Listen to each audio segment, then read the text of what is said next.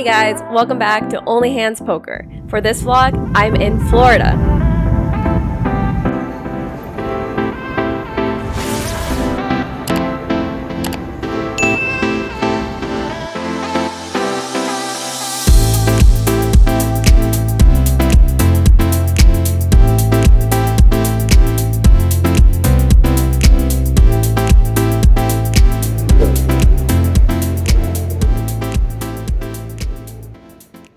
It's a Monday night and Seminole Hard Rock in Tampa is packed. I'm on the wait list for 1-3 and 2-5 and only realize when I get there that I have $160 in my wallet.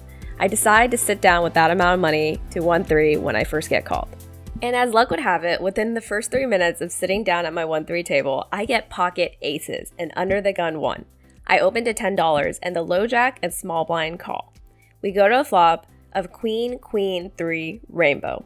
So when small blind donk leads for $15, I have no reason not to call. The low jack folds as expected. I'm happy to announce that the turn is ace of spades, which means I'm no longer planning to fold. When the small blind bets $40, I'm happy to call given that I have about 100 behind so that it would be an easy jam on the river. The river is a jack. And he does as expected and puts the rest of my stack in, and I snap call, showing that I have top boat. Allin. Oh, that'd be cooler. Oh, wow. I knew it was. You should have checked. I knew it was on the when she put on turn. He sighs before even seeing my cards, because as quickly as I had called it, he knew that there was definitely a cooler one way or another. What a great start to my sessions. And I feel very welcome to Florida.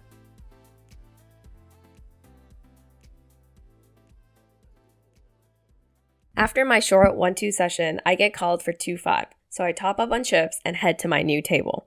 I look down at king-queen offsuit in the cutoff, and I open to $25. The button and middle position call. We go to a flop of 10-7-3 rainbow. Given that I'm sandwiched between two players and this isn't a great flop for me, I decided to let it check down. The turn is the deuce of diamonds, which shouldn't change much besides putting a backdoor flush out there. I decide to take the aggressive route now and bet $35 given that I have 2 overs and a decent amount of equity. The button surprises me though, and he min raises to $70. I'm not exactly sure what to do here because I think he could either precisely have the backdoor flush draw or a 10 and is deciding to get value now. However, by him not betting the flop, it's not too likely that he has a 10, but instead has a draw of some sort. So given that I only have to put $35 more, I go ahead and call down.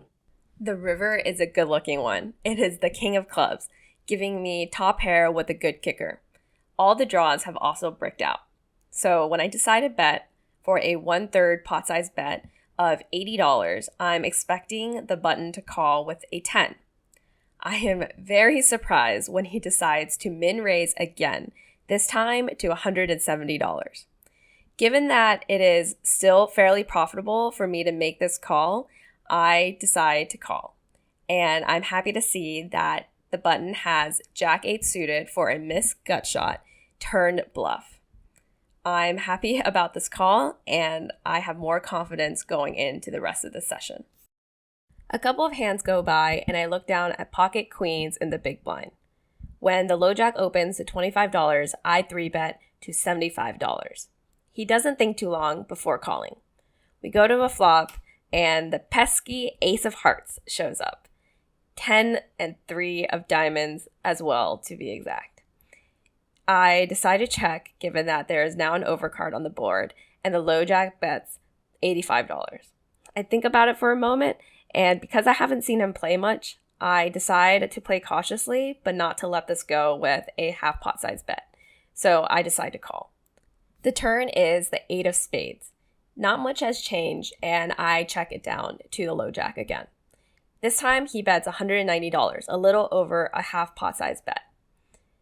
Given that I know that the low jack will continue firing on the river and that the only card I'd be comfortable seeing on the river is the queen of hearts, I decide to let this one go.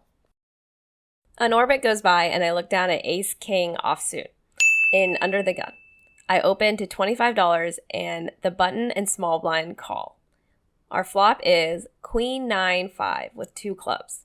Before I can even imagine what I plan to do in this scenario, the small blind goes all in for $145, almost 2 times the size of the pot. There's no reason I don't have a draw, I don't have a pair, so I easily let this go. No need to fret, the immediate next hand, I look at ace-king offsuit again. This time, the low jack opens to $20, and then the button 3-bets to $50. I'm in the big blind, and I think either direction, 4-betting or calling, would come off really strong, so I decided to go for the lower variance option and cold call the $50. The low jack calls as well. We see a flop, which is king, queen, 10, a super connected board, but all rainbow. I check in flow, and so does the low jack. And surprisingly, the button checks back. The queen of hearts on the turn is not the greatest card, but given that I have top pair, top kicker, I can't afford to let this check down again. So I bet $55, and the low jack folds while the button calls. The river is an inconsequential 5 of spades. I decide to go for a thin value yet again, and if raised, I would consider folding.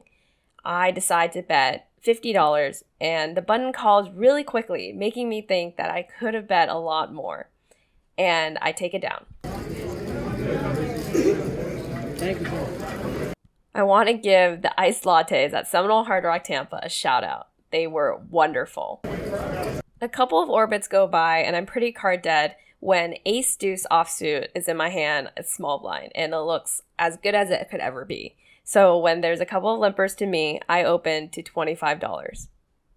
The big blind flats and the limpers fold, and now it's blind versus blind. We look at a flop of 10-5 deuce, so I have bottom pair with an ace high kicker. I check, and the big blind checks back. With the queen of spades on the turn, I decide to lead this time, representing a queen. I bet $20, which is a small bet, but the big blind flats, which kind of caps his range, because if he had a queen, he likely would have raised, and if he had a 10, he would likely have bet the flop. But perhaps this was all part of the plan when the ace of clubs rolls out on the river, and I confidently bet $65. This time, the big blind folds, which is pretty unfortunate, and is likely that he didn't have a queen or a 10, and most likely had a draw of some sort. A couple hands later, I opened to $25 with pocket queens in the cutoff. The button, who seems to really like playing with me, calls before I even have a chance to put my chips out. We go to a flop of jack 9-8, 2 spades, a very, very wet board. However, given that I had the queen of spades, I had an overpair, a gut shot to the nut straight, and backdoor flush draw. This is a great flop for me anyhow. And I lead the flop for $15, hoping that the button will stay in and want to see another card. He calls quickly, as he has been doing throughout our entire session. The 3 of spades rolls off on the turn, and now the flush is on the board. However, I still have backdoor flush draw equity. This is still a good hand for me to bet, so I decide to bet. I make the mistake here of only betting $20 when the button seems willing to call down anything. I put $20 down, and he calls quickly. On the river 5 of clubs, I see that some of the straights have gotten there, but it is unlikely that the button has that. I decide instead this time, because we've been playing so many hands, that I would check to induce a bluff. I check, and the button complies, betting $30. I insta-call, and he shows over ace 10 offsuit for ace high. I'm not really sure what he's doing with all the hands that we've been playing, but I'm pretty happy that he's willing to call down light with me and that I've been betting small as to keep him in for longer. I feel like I'm playing every hand with the guy to my left, so when I look down at 6-5 suited in the low jack and open to $25, I'm not surprised to see that the hijack calls quickly. We go heads up to a flop of 10-9-8 with 2 spades. A beautiful flop for me as I have a gut shot and a flush draw. It feels like deja vu when I bet $20 on the flop and the hijack calls really quickly. The turn is the king of spades, which completes my flush.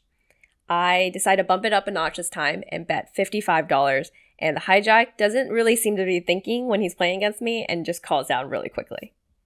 The deuce on the river doesn't change a thing, and I decide again to check in order to induce a bluff. However, this time the hijack doesn't fall for it, and he checks back, showing that he flopped top 2 pair, was hoping to boat up, and it never happened. This one hurt a little bit because I definitely missed out on some value on the turn and the river. I get ace-king for the 3rd time this session, and the cutoff is straddled to $10.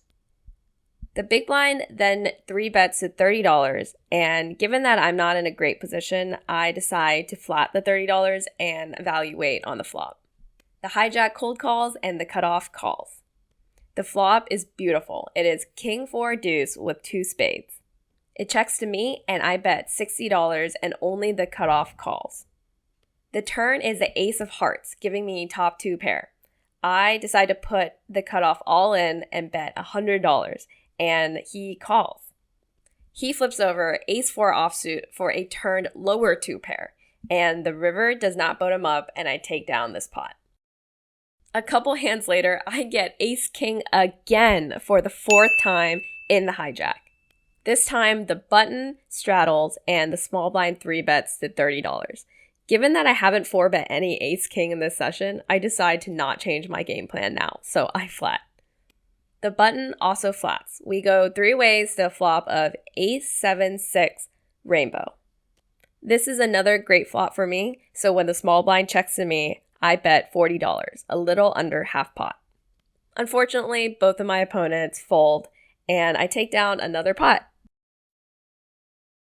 Ace, king, and queens are not the only hands I play this session, and I decide to open up my range a little bit and under the gun one with 7-3 suited, something I don't normally do, or at least normally admit to doing, but I open to $25 with this hand. The low jack and hijack call, and we go to a flop of queen 5-3 with 1 heart. I hit bottom pair and some backdoor draws. We check down the flop, and the turn is ace of spades. I can represent that I have an ace, given that a normal person's range in under the gun 1 includes a lot of ace X types of hands. I decide to bet here, and both opponents fold. You thought we were done with ace-king hands? No way. I look at ace-king suited again and under the gun, and I open to $25. The low jack calls, and then the cutoff 3-bets to $100. I am definitely suspicious, but I decide to flat on this one. The low jack folds, and we go to a flop of 9-4 deuce with 1 diamond. I check, and the cutoff bets $125. I'm very conflicted about what to do here, as if it was a smaller bet, I normally would call since I had 2 overs and backdoor draws. But given that it was this player that I knew would fire 3 streets anyways, I decided to conserve my $125 because it's likely that he has an overpair to the board or a set, and I wasn't ready to play a big pot. He later tells me that he had an overpair to the board, which I can only assume is jacks or queens, of which I am an underdog. So I'm okay with folding this hand, although I could have made a lot more money if I hit one of my outs. The next hand I play is pocket tens in the big blind. The button is straddling for $10, and the small blind decides to open for $45. I think about it, and I could go either way with raising or flatting, but I've been playing pretty passively this session, so I decide to only flat for $45. We go heads up to a flop of jack, jack, 8, 2 diamonds. We go check, check on the flop, and the turn is the 5 of diamonds, completing a flush. The small blind then leads for $50, and I'm starting to feel a little tricky.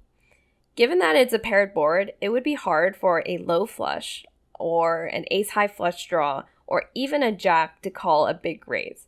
And given that my opponent is the definition of old man coffee, I decide to put him to the test. I decide to raise to $175, and the small blind then goes in the tank.